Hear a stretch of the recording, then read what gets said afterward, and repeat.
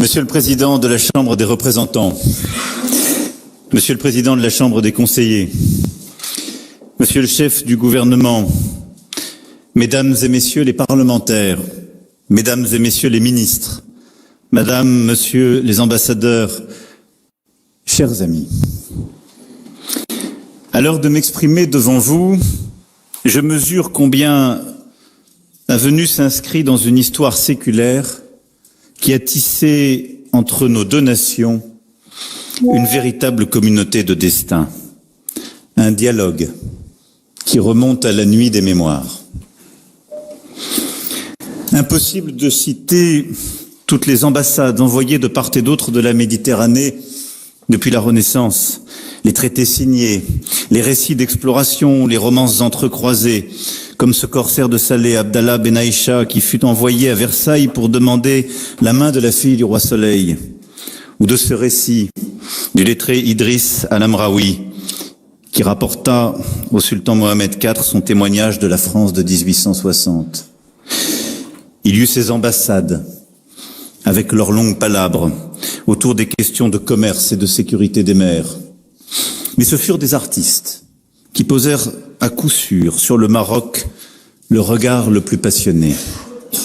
Delacroix, Matisse, Majorelle et toute la cohorte des peintres et écrivains voyageurs qui abordèrent toujours le Maroc avec respect, avec admiration. Et ces deux dont nous réclamons aujourd'hui, et ce sont eux qui éclairent notre mémoire commune, qui connaît aussi sa part d'ombre. Car vint le temps des traités inégaux, quand l'hubris et la force mécanique des États européens s'imposèrent aux quatre coins du monde et quand, même arrangé en protectorat, le Maroc n'échappa pas aux ambitions et aux violences de l'histoire coloniale. La France fit effraction, d'abord par le truchement d'accords commerciaux et financiers, puis par le traité de Fès. Et tandis qu'elle imposait ses vues et consolidait ses intérêts, il y eut aussi des hommes qui cherchèrent à comprendre, à respecter, et je crois à aimer cet empire millénaire dont ils percevaient l'identité profonde et irréductible. Ils eurent pour nom Louis Massignon, Jacques Berck, à certains égards, Hubert Lyautey. Cela n'empêcha pas la République de demeurer aveugle et sourde au renouveau qui se faisait jour parmi la jeunesse marocaine et que le sultan Mohamed V allait bientôt incarner et défendre. Au lendemain de la Première Guerre mondiale, ces pionniers constituent le comité France-Maghreb, auquel adhèrent François Mauriac, François Mitterrand, et soutiennent avec Amédée Lefebvre, vicaire général de Rabat, les initiatives du monastère de Toumléline en faveur du réveil des consciences inquiètes et de l'émancipation des Marocains.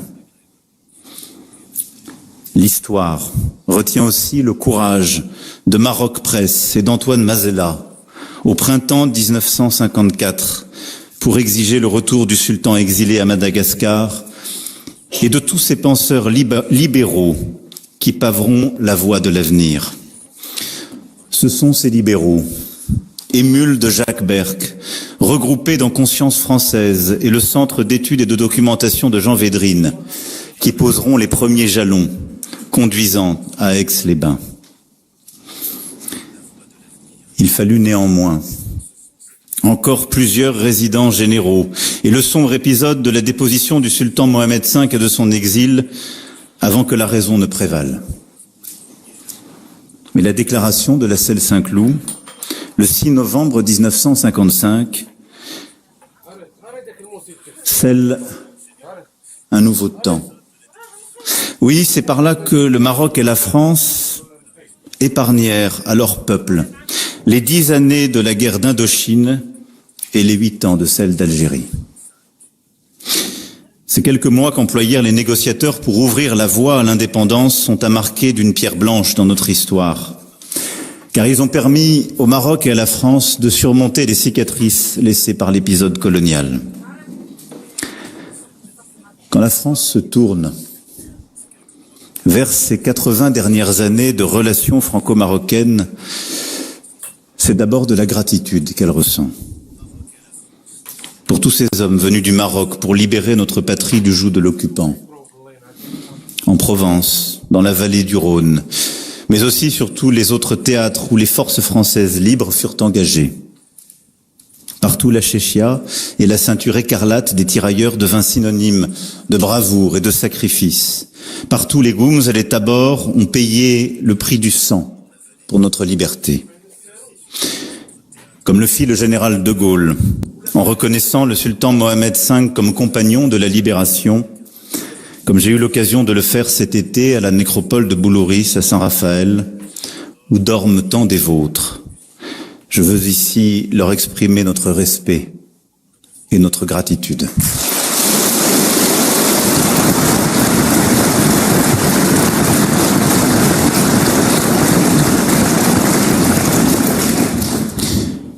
Il y eut le temps du sang versé, le temps des héros et de la guerre. Il y eut ensuite celui des forces vives de la paix.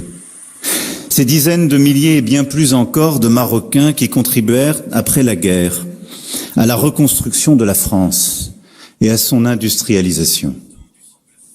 Notre capitale, nos régions, nos villes, Marseille, Lyon, Toulouse, Le Havre, Montpellier, Lille, Metz, Nantes, Strasbourg, Grenoble, tant d'autres de Châlons et d'ailleurs, en portent aujourd'hui le témoignage à travers les communautés d'origine marocaine qui y vivent et qui participent à la vitalité de la France de ce siècle.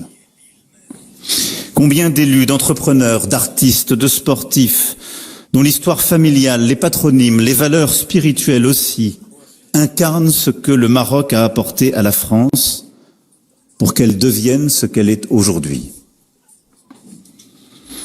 Ici, au Maroc, la France est demeurée depuis l'indépendance le partenaire fidèle des évolutions de la société. La communauté française, dans sa diversité, y demeure la plus importante en Afrique. Nos 44 établissements scolarisent près de 50 000 élèves, dont une immense majorité de Marocains. Aux quatre coins du royaume, nos instituts français accueillent tous ceux qui, à un titre ou à un autre, y recherchent une perspective. Apprendre notre langue, se préparer à étudier en France, se frotter à des artistes ou participer à des débats. Enfin, la communauté étudiante marocaine est la première dans l'Hexagone. Et je pourrais ici aussi convoquer les près de 5 millions de touristes français qui voyagent chaque année chez vous. Oui, de part et d'autre du temps et des mers, lorsque l'on parle du Maroc et de la France, il faut voir et il faut dire que nous ne sommes pas tout à fait étrangers l'un à l'autre. Et pas seulement parce que les années d'Al-Andalus ont fait de l'Espagne et du sud de la France un terreau d'échange avec votre culture. La Giralda de Séville, les Éliges bleues et les patios ouvragés du sud en restent toujours le somptueux témoignage architectural. Mais parce que nos poètes même l'ont placé au cœur de nos imaginaires. Les vers du fou d'Elsa sont l'écho lancinant d'une passion franco-marocaine qui ne passera pas et qui s'est un temps incarnée dans ce territoire andalou qui n'était ni tout à fait l'Europe, ni tout à fait l'Afrique. Dans ce pays d'or et d'argent, travaillé comme une timbale, pour reprendre Aragon, où tout revêt ses habits de bal, les champs, les villes et les gens, et où l'air a le parfum des cymbales dans ce pays d'or et d'argent. Pour mes compatriotes, le Maroc jouera toujours un rôle à part, de porte, de passeur vers l'Afrique, une Afrique rêvée, autant que l'Afrique charnelle, humaine, tangible. Et il faut voir la passion que nourrissent nos lecteurs français pour des romanciers franco-marocains. Plusieurs nous accompagnent ici, Pierre Assouline, Abigail Assor, mais je pourrais convoquer aussi Tahar Benjeloun, Abdelatif Lahabi, Leila Slimani, lauréats de nos prix Goncourt et favoris du cœur des Français. Comme si votre terre était par excellence un territoire de littérature. La réalité marocaine est si complexe, si riche, si contradictoire qu'elle fournit en permanence matière à fiction, avance Tahar Benjeloun, élucidant peut-être un peu du secret de cette vitalité de vos plumes. À l'heure où nous avons avec Sa Majesté le roi Mohamed VI, décidé d'écrire un nouveau livre ensemble. Je veux partager avec vous ma certitude que ces liens vont aller se renforçant sans cesse. À cet égard, je remercie Sa Majesté le Roi pour les paroles fortes qu'il a prononcées ici même, le 11 octobre dernier, à l'égard de la France.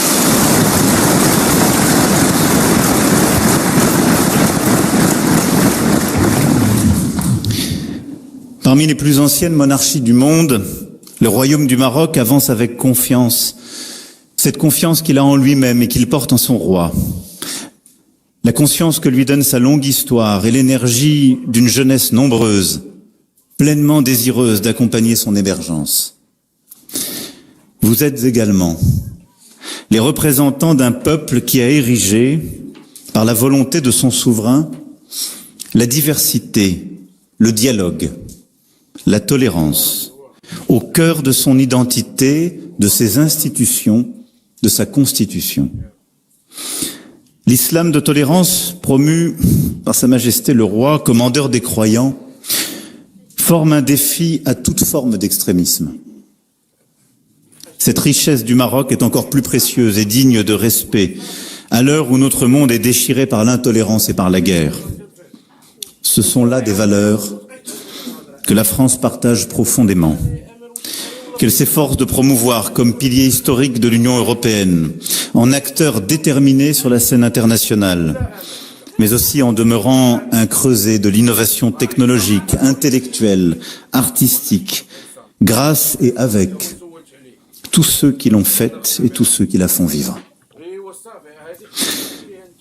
25 ans sont passés depuis que Sa Majesté est devenue le souverain du Royaume du Maroc, incarnant la continuité de l'une des plus anciennes dynasties du monde et l'un des visages de la modernité industrielle et technologique. Face à nous, pour le prochain quart de siècle, se dessinent tous les enjeux et tous les possibles. En réaffirmant un lien d'amitié unique en son genre en cet anniversaire, je vois l'occasion et la nécessité d'écrire ce livre nouveau pour faire face et relever les défis du siècle. C'est une opportunité historique, oui, je dirais même un devoir stratégique, de construire entre nos deux pays, mais aussi entre l'Union européenne et le Maghreb et au-delà l'Afrique, un projet qui offre à nos peuples, à nos économies, la possibilité d'une prospérité, d'une sécurité, d'un horizon absolument nouveau. Beaucoup a été esquissé ces dernières années et décennies. Remède, l'Union pour la Méditerranée, pour ne citer que quelques-unes de ces initiatives. Mais force est de constater que les fruits n'ont pas pleinement suivi la promesse donnée par les premières fleurs. En raison des troubles en Méditerranée orientale, de ce qui s'est passé en Libye, de ses conséquences au Sahel et au Maghreb. C'est pourquoi le temps qui s'ouvre est porteur tout à la fois de responsabilité et d'espoir nouveau. Le Maroc et la France ont aujourd'hui vocation à jeter les fondations d'un partenariat d'exception renforcé entre nos deux pays et proposer aux générations des 25 prochaines années ce nouveau livre lucide sur le passé mais tourné vers l'avenir. Bien sûr, ce doit être avant tout un espace ordonné dont chacun des partenaires accepte d'être le garant, avec respect et engagement. Je pense à l'immigration illégale et à la nécessité d'une coopération naturelle et fluide en matière consulaire. Chacun voit bien que cette question est aussi une question de confiance réciproque. Elle constitue pour beaucoup de Français une attente des plus fortes. Nous avons besoin de davantage encore de résultats. Je pense aussi à notre partenariat en matière de sécurité, de lutte contre les trafics de toute nature qui minent nos sociétés et menacent nos États. Lutte contre le terrorisme aussi, qui doit continuer de nous unir inlassablement. Lutte contre la criminalité organisée et en particulier contre le narcotrafic qui gangrène nos territoires et nécessite une coopération judiciaire très étroite et encore plus rapide. Oui, en ensemble. Notre responsabilité est de bâtir un espace maîtrisé de sécurité et de sûreté. Ce sont aussi ces actions qui permettent ce partenariat d'exception qui gagnerait à être plus ouvert pour étudier, pour travailler quelques jours, quelques mois, quelques années, pour tisser et maintenir des liens, un espace où, sur la base d'un cadre clair, ambitieux, fondé sur nos règles respectives, la mobilité des femmes et des hommes, comme celle des marchandises ou des capitaux, peut permettre aux idées, aux projets, aux talents de circuler intensément. Ce doit être l'occasion de redonner à la Méditerranée sa véritable vocation de trait d'union. Et ne rien faire, ne rien imaginer, se donner pour seule ambition de colmater au jour le jour les flux humains qui nous dépassent, reviendrait à nous résigner à subir notre avenir dans une position passive. Ce n'est pas l'avenir que je veux pour la France, parce que la France n'a jamais été aussi grande que quand elle a rêvé, imaginé plus grand qu'elle-même. Et cette vision, je sais que le Maroc la partage avec notre pays. La France a également toujours été aux côtés du Maroc pour accompagner sa dynamique de développement économique et social. J'évoquais l'éducation, l'enseignement supérieur, mais je songe aussi aux très nombreuses entreprises françaises qui ont cru au Maroc et font aujourd'hui de la France le premier investisseur étranger, ainsi qu'un créateur d'emplois qualifiés, importants et croissants. Je songe à l'Agence française de développement, dont le Maroc est le premier partenaire dans le monde, et dont la stratégie s'aligne parfaitement sur votre nouveau modèle de développement.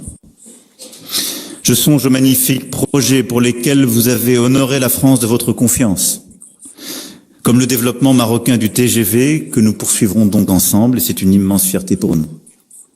Je songe aussi à notre vision des industries culturelles et créatives et l'ambition que nous avons en commun d'en faire un élément central d'attractivité, mais aussi d'employabilité pour nos jeunesses. Je me réjouis demain de pouvoir l'illustrer à l'occasion de plusieurs échanges et cet après-midi avec des acteurs du secteur du jeu vidéo, échange durant lequel nous lancerons un programme de formation des professionnels soutenu par l'école ISAR dans la perspective de la cité du jeu vidéo dont veut se doter le Maroc. Je pourrais citer là à peu près tous les secteurs, les infrastructures, l'énergie, tous les secteurs qui font la ville durable, celui du traitement des eaux, du traitement des déchets, en effet, de l'éducation, de l'enseignement supérieur, tout concourt à ce que nos sociétés, nos jeunesses, nos entreprises fassent encore davantage. S'il est, permettez-moi simplement cette remarque, s'il est un domaine où nous persistons à nous opposer, c'est uniquement le football.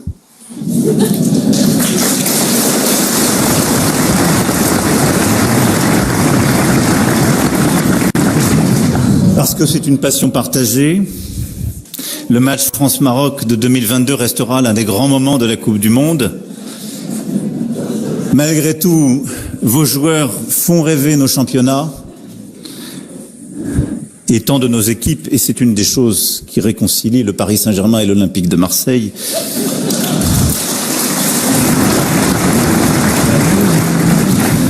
Et je souhaite que l'accueil de la Coupe du Monde par le Maroc en 2030 soit le succès auquel nous sommes impatients de participer et nous offre une fois encore tant de moments d'émotion.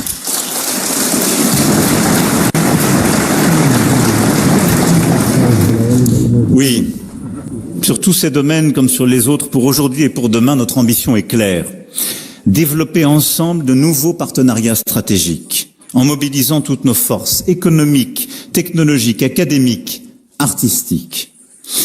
Bien sûr, pour faire mieux encore qu'hier, mais aussi parce que j'ai la conviction que renforcer notre communauté de destin dans les domaines essentiels contribuera à nous conserver de part et d'autre de la Méditerranée la maîtrise de l'avenir. Les temps l'exigent et les défis auxquels nos deux pays sont confrontés sur une scène internationale en voie de transformation accélérée aussi. Vous savez, comme moi, qu'il n'y aura pas d'avenir pour nos enfants si nous ne parvenons pas à réussir la transition énergétique et à endiguer le réchauffement climatique. Personne n'est épargné, ni votre peuple, ni le mien. À Paris, en 2015, comme à Marrakech l'année suivante, à travers l'organisation des COP 21 et 22, nos deux nations ont joué un rôle marquant sur la scène internationale. Et c'est ce même engagement que nous poursuivrons. Mais je veux ici saluer l'action résolue qui est la vôtre sur la question de l'eau et de l'adaptation. Je crois que peu de pays ont relevé ce défi avec autant d'ardeur, d'innovation. Et des autoroutes de l'eau, et nous sommes fiers d'être l'un de vos partenaires dans cette politique inédite, aux politiques de dessalement de vos villes, pour faire face aux défis de l'agriculture comme à ceux de villes de plus en plus grandes qui doivent accueillir de nouveaux habitants et plus de jeunesse. L'accès à l'eau potable, l'accès à l'irrigation durable est indispensable. Et le Maroc, à ce titre, a beaucoup à apprendre au reste du monde, et c'est pourquoi je souhaite que les autoroutes de l'eau soient au cœur du One Water Summit qui sera organisé en fin d'année, et que nous puissions vous accompagner sur ce chemin d'adaptation et de souveraineté inédit. Dans le domaine de l'énergie, le Maroc dispose de ressources uniques, d'une longue tradition de grands projets hydroélectriques qui remontent à feu Sa Majesté Hassan II, déjà riche de fermes solaires, d'éoliennes parmi les plus grandes d'Afrique. Votre pays a posé le cadre qui lui permettra bientôt de devenir un acteur majeur du renouvelable, qu'il s'agisse des électrons ou de l'hydrogène vert. J'ai la conviction que vous saurez non seulement réussir la décarbonation de votre consommation domestique et industrielle, mais proposer de manière complémentaire un approvisionnement de proximité stable et sûr à notre Europe. Oui, je suis convaincu que l'avenir de la Méditerranée s'écrira aussi par ces corridors de l'hydrogène vert et ces corridors électriques qui vont lier nos deux pays. Et ces routes nouvelles que nous sommes en train de bâtir sont des axes décisifs de croissance de part et d'autre de la Méditerranée. Voilà une clé essentielle de notre compétitivité. Et depuis le début de ce siècle, les accords de libre-échange ont favorisé une intégration très avancée de nos économies dont les bénéfices mutuels sont incontestables. Elle a notamment permis, à travers la colocalisation de filières industrielles critiques, de faire du Maroc une plateforme de production efficace et complémentaire pour l'industrie française et européenne. Dans la nouvelle étape de la mondialisation que nous vivons depuis la crise sanitaire, et alors que les politiques non coopératives de certains acteurs internationaux risquent de se renforcer dans les années à venir, l'intégration de nos chaînes de valeur est un levier majeur de notre compétitivité. Et il y a, pour la France, mais plus largement pour l'Europe, à continuer de penser de manière durable l'intégration des chaînes de valeur entre l'Europe et l'Afrique. C'est la clé pour résister aux politiques de plus en plus agressives d'autres grands espaces géopolitiques, aux politiques tarifaires nouvelles et à la fragmentation du commerce international que d'aucuns ont de facto déjà décidé. Ces bases de coopération doivent être claires, rationnelles, durables et justes. Pour les entreprises françaises, cela consiste à faire avec le Maroc, selon une logique mutuellement bénéfique qui prend en compte les mutations profondes des industries et des services.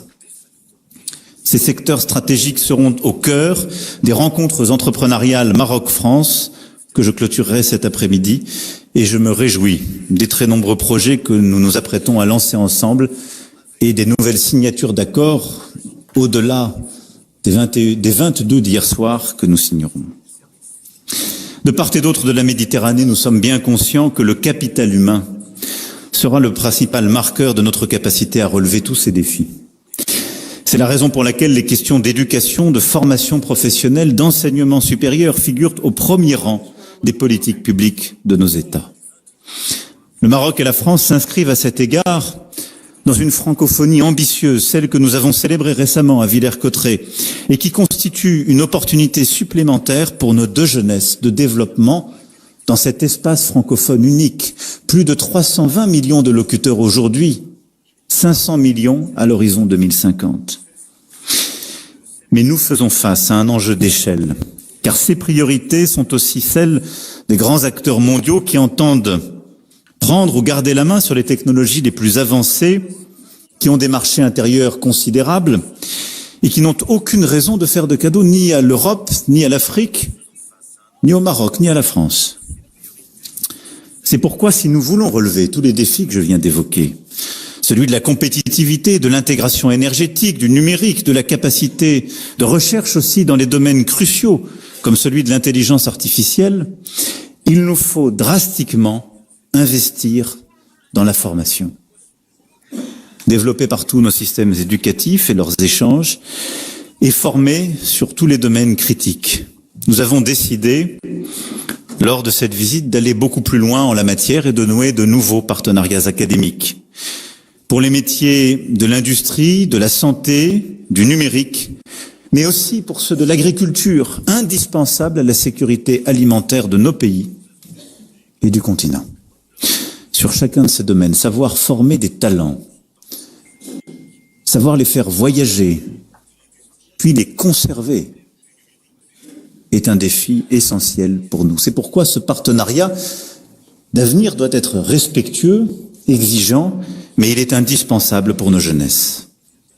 Dans le même temps, nous devons également jeter les bases d'une circulation naturelle des personnes afin de faire bien davantage ensemble en matière de recherche, de projets, de création d'entreprises, comme autant d'opportunités offertes à ces talents. Des initiatives bienvenues ont été prises ces derniers mois, notamment à l'intention des alumni marocains de l'enseignement supérieur français, qui reçoivent désormais automatiquement un visa de circulation. Et il nous faut continuer de viser plus haut, et je souhaite, avec le Maroc, faire une expérimentation pilote en la matière et permettre justement à ces derniers de nourrir les deux rives de leur intelligence et projets communs. L'histoire, la langue, les fondamentaux posés ensemble depuis des siècles constituent autant d'atouts pour réussir quelque chose de singulier qui puisse constituer une espérance pour les générations qui viennent. Car il nous faut être honnêtes avec nous-mêmes, si nous ne nous plaçons pas sur ce terrain, celui d'un cadre d'ambition assumé, attractif et maîtrisé pour notre jeunesse, nous subirons, l'un comme l'autre, les effets déstructurants des sirènes d'autres pays, de grands acteurs de l'économie mondiale qui viendront écrémer nos ressources, éroder notre intimité, essouffler notre partenariat en offrant à nos forces vives des perspectives que nous n'aurions pas su tracer. Ce que j'appelle de mes vœux, dans tous les domaines que je viens d'évoquer, c'est bien ce prochain livre de notre relation, pour reprendre les mots de Sa Majesté le Roi hier, qui n'hésite pas aussi à bousculer les acquis et les cadres classiques pour porter le plus d'ambition possible. Car je crois qu'au-delà de nos deux pays, ce nouveau livre emporte aussi la possibilité d'écrire une nouvelle page de l'avenir et du développement du continent africain.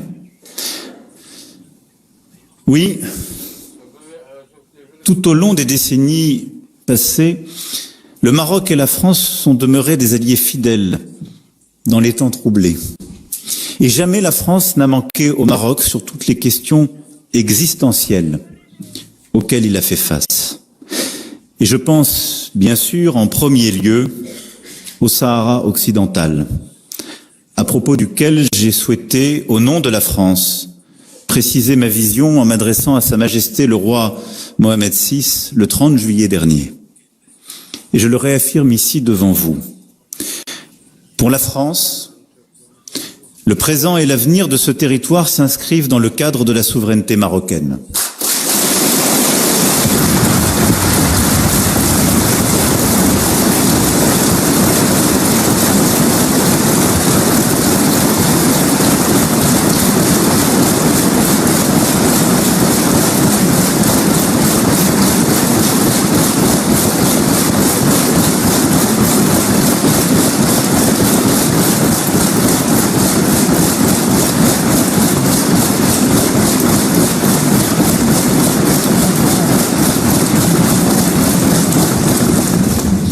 L'autonomie sous souveraineté marocaine est le cadre dans lequel cette question doit être résolue.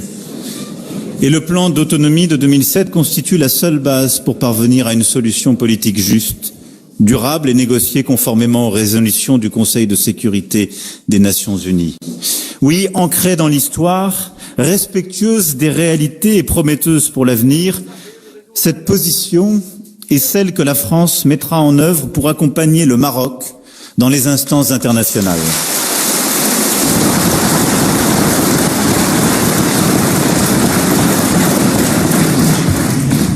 Et je le dis ici aussi, cette position n'est hostile à personne. Elle permet d'ouvrir une nouvelle page entre nous, comme avec tous ceux qui veulent agir dans un cadre de coopération régionale, en Méditerranée, avec les pays voisins du Maroc et avec l'Union européenne. Et je le dis ici aussi avec beaucoup de force, nos opérateurs et nos entreprises accompagneront le développement de ces territoires au travers d'investissements,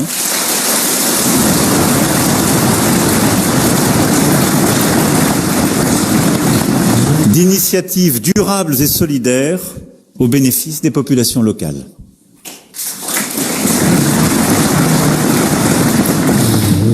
Entre le Maroc et la France, c'est une histoire qui nous appartient, mais elle ouvre vers l'Europe et elle ouvre vers l'Afrique.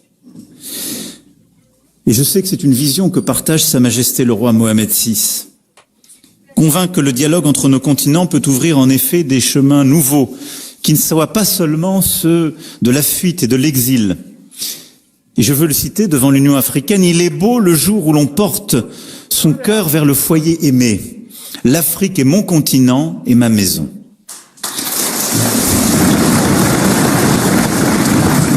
Et c'est pourquoi ce partenariat euro-africain est celui que nous voulons renforcer, celui auquel je crois profondément. Chacun sait, chacun voit aussi que le continent africain sera celui où une grande partie de notre futur se jouera. Avec l'Afrique, parce que les lunettes d'hier sont dépassées, nous sommes engagés dans un renouveau de notre relation avec les peuples, avec les États, et le Maroc, par sa géographie, par son histoire, par sa culture, par la vision de ses souverains, affirme depuis longtemps sa vocation de plateforme, de truchement, de chemin singulier. Sa stabilité, son ouverture, son développement sont des atouts inégalables que nous reconnaissons à leur juste valeur et qui peuvent inspirer bien des initiatives communes. C'est pourquoi, je le crois profondément, nous avons ensemble à œuvrer, et je sais pouvoir m'inspirer de votre pays et de son action au Sahara et au Sahel. Oui, nous avons dans cette région, nous avons besoin dans cette région d'une stabilité respectueuse des peuples, de projets de développement pour la jeunesse de celle-ci, qui seule permettra non seulement la stabilité, mais de mettre fin aux routes des trafics et de la misère, qui du golfe de Guinée à la Libye sont ceux qui font souffrir le continent africain et le continent européen.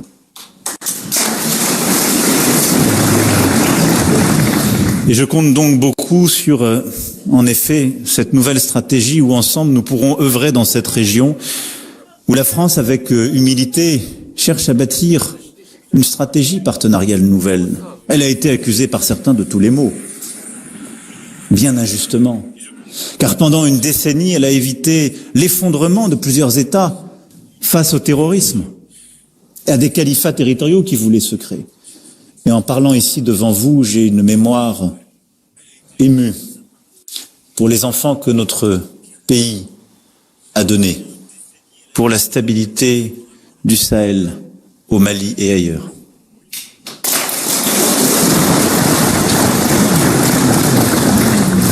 Oui, ce nouveau partenariat avec l'Afrique, par sa jeunesse, est celui que nous voulons construire ensemble.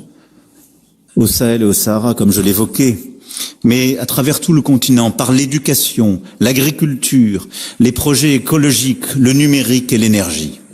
Il y a sur ces axes des actions communes que nous pouvons résolument ensemble construire. Bâtir ces ponts énergétiques que j'évoquais, avoir une politique de souveraineté alimentaire résolue dont le continent a besoin, et nous aurons l'occasion demain d'y travailler ensemble. Et nous sommes déjà partenaires dans cette aventure, avec les campus du réseau Africa Sup au Maroc, avec la future Académie de l'eau, et nous ne sommes qu'au premier pas de ces révolutions à venir. Je veux ici aussi saluer le rôle positif de partenariat, de dialogue et de stabilisation que votre pays joue avec l'ensemble du voisinage. Pour projeter notre relation bilatérale vers l'avenir et pouvoir emporter cette ambition et ces projets, j'ai proposé à Sa Majesté le roi Mohamed VI que la France et le Maroc soient liés par un nouveau cadre stratégique qui pourrait être signé 70 ans après l'accord de la Celle-Saint-Cloud, à l'occasion d'une visite d'État en France que Sa Majesté a acceptée.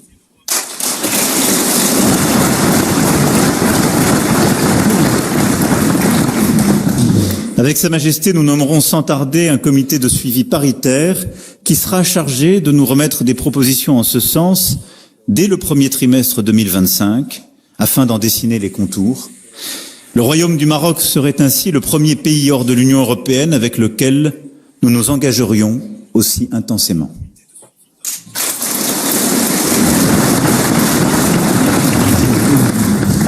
Et ce sera l'occasion de rappeler que des valeurs communes nous rassemblent, qu'elles invitent à voir grand et loin pour les générations à venir. Et cet accord aura vocation à mobiliser nos institutions, nos communautés, nos jeunesses, nos talents, pour être les garants de l'ambition que nous nous assignons. Il permettra aussi, en mettant davantage en lumière nos solidarités, d'accorder encore davantage nos voix sur la scène du monde.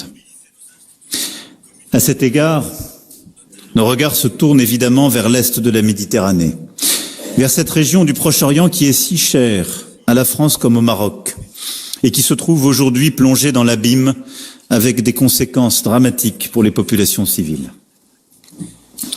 Le 7 octobre 2023 a constitué une attaque d'une barbarie particulièrement atroce perpétuée par le Hamas contre Israël et son peuple. Et Israël a le droit de défendre son peuple contre une telle menace. La France y a perdu 48 de ses enfants et 2 de nos compatriotes comptent encore parmi les otages retenus à Gaza. Mais rien ne peut justifier pour autant le bilan humain désastreux à Gaza et la souffrance que connaissent les populations civiles. C'est pourquoi il faut un cessez-le-feu à Gaza. Et la France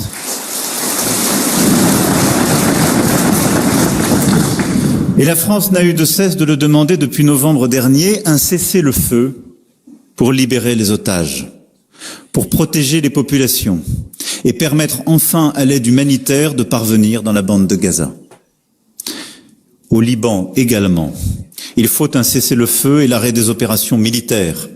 Nous y œuvrons depuis plusieurs semaines en lien avec nos partenaires américains et plusieurs autres. Et c'est pourquoi, en cohérence avec cette position, j'ai appelé à ce que cessent les exportations d'armes aujourd'hui utilisées à Gaza, en Cisjordanie et au Liban.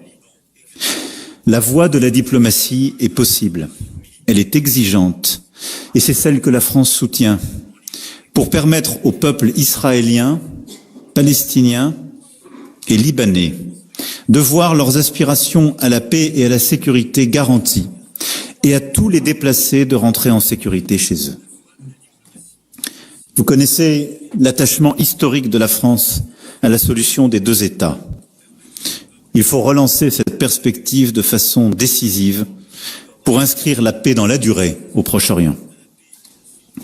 Vous connaissez aussi notre engagement sans faille à lutter contre l'antisémitisme en France et partout dans le monde. Cet engagement est irréductible. Et je le dis dans un temps où les actes antisémites, tout particulièrement ces dernières années, ont refait surface et partout pullulent. Et je sais que c'est aussi un héritage du royaume sur lequel bâtir ensemble pour protéger nos concitoyens et préserver dans ce contexte douloureux la cohésion de nos sociétés et les valeurs qui sont les nôtres. Sur cet enjeu, le Maroc a beaucoup à apporter. Je souhaite ici encore rendre hommage à l'action de Sa Majesté le roi Mohamed VI, également président du comité Al-Quds, et à son investissement personnel pour apporter l'aide humanitaire urgente aux populations palestiniennes et libanaises qui en ont aujourd'hui le plus besoin.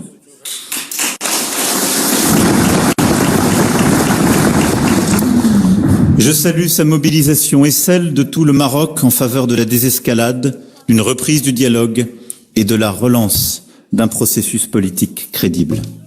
Dans la cacophonie actuelle, dans laquelle se complaisent les extrêmes de tous bords, le Maroc porte une voix forte et singulière. C'est, il me semble, la voix de la raison et de la justice. Une voix juste, fidèle à son histoire et à ses principes, une voix qui nous rappelle à nos engagements, à nos valeurs communes, et qui nous enjoint d'œuvrer sans relâche pour apporter un peu d'espoir à une région et à des populations qui en ont aujourd'hui si peu. Je sais qu'à Paris comme à Rabat, nous partageons cette même préoccupation et travaillons dans le même sens. Mesdames et messieurs les parlementaires, chers amis, la vision éclairée de Sa Majesté le roi Mohamed VI, les réalisations des 25 premières années de son règne sont une invitation à nous tourner vers l'avenir. C'est, vous l'avez compris, ce qu'à vos côtés et avec vous, je suis venu faire.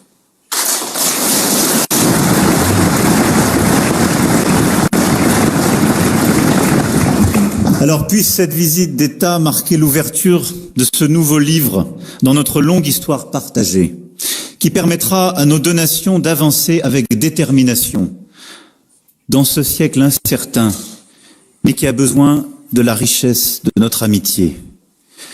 Puissions-nous être à la hauteur de cette ambition, fort de notre histoire et pour nos jeunesses. Vive le Royaume du Maroc et vive la France.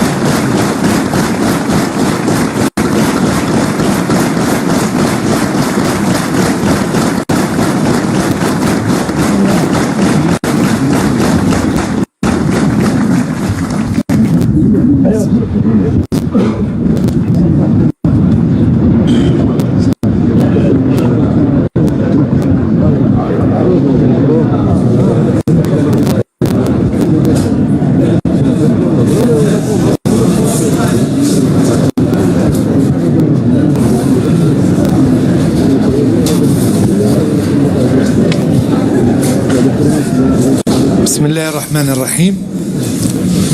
فخامة رئيس الجمهورية الفرنسية السيد إيمانويل ماكرون، السيدات والسادة أعضاء الوفد المرافق لفخامة الرئيس، السيد رئيس مجلس النواب محترم، السيد رئيس الحكومة محترم، السيدات والسادة المحترمون، السيدات والسادة البرلمانيون والبرلمانيات المحترمون، إنه لمن دواعي الاعتزاز أن أتقدم إليكم فخامة الرئيس بصادق عبارات الشكر والامتنان لما ورد في خطاب فخامتكم اليوم أمام ممثلي الأمة، والذي يشكل شاهدا نوعيا لما تعرفه العلاقات المغربية الفرنسية من زخم قوي بفضل ما تحظى به من عناية خاصة من لدن قائدي البلدين صاحب الجلالة الملك محمد السادس حفظه الله وفخامتكم.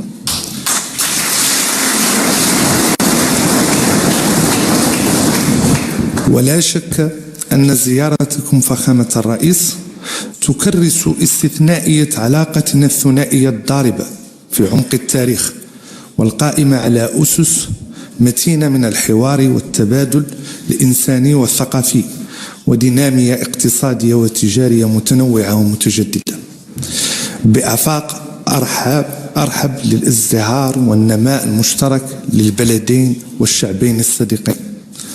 فخامة الرئيس، إن المصير المشترك لبلدينا يملي عليهما مواصلة بناء المستقبل بكل ثبات وثقة، مستقبل يرقى إلى ما يجمع الشعبين المغربي والفرنسي من وشائج وروابط قوية تزداد متانة وتماسكا بالإرادة الصادقة التي تحدو القيادتين في البلدين، وعملهما الدؤوب وحرصهما الأكيد والمتواصل من أجل توطيد الشراكة البناءة وروابط الإخاء والصداقة والتعاون المتعددة في ظل الاحترام والتقدير المتبادلين. وفي هذا السياق المشرق للعلاقات الثنائية بين المملكة المغربية وجمهورية فرنسا الصديقة، والذي شهد البارحة التوقيع على إعلان مشترك من طرف صاحب الجلالة الملك محمد السادس نصره الله وأيده وفخامتكم، قرر من خلاله جلالته حفظ الله وفخامتكم تدشين مرحلة جديدة من التاريخ الطويل المشترك بين البلدين الصديقين عبر الارتقاء بالعلاقات بين البلدين إلى مستوى شراكة استثنائية وطيدة.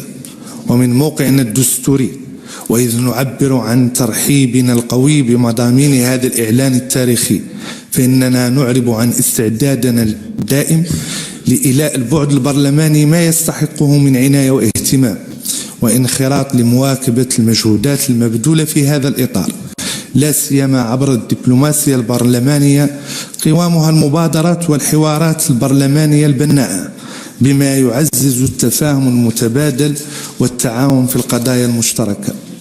فخامة الرئيس، إننا كممثلين للأمة نود أن نشكر لفرنسا موقفها التاريخي من قضية الصحراء المغربية،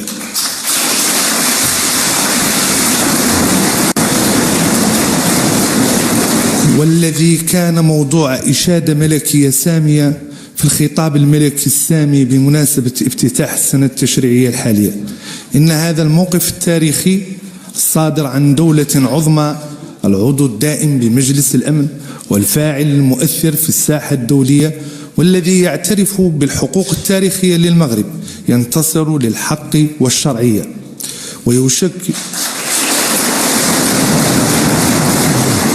ويشكل لحظة فاصلة في مسار التطور الإيجابي لحل نهائي لهذه القضية وفق مبادرة الحكم الذاتي تحت السيادة المغربية كأساس وحيد لحل هذا النزاع الإقليمي المفتعل.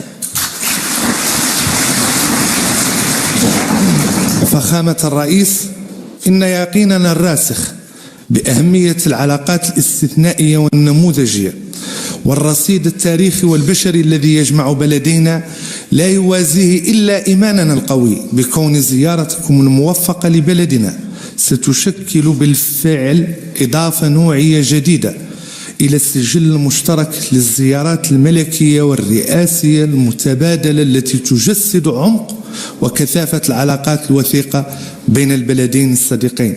مرحبا بكم مرة أخرى فخامة الرئيس في المملكة المغربية. عاشت الصداقة المغربية الفرنسية، والسلام عليكم ورحمة الله تعالى وبركاته.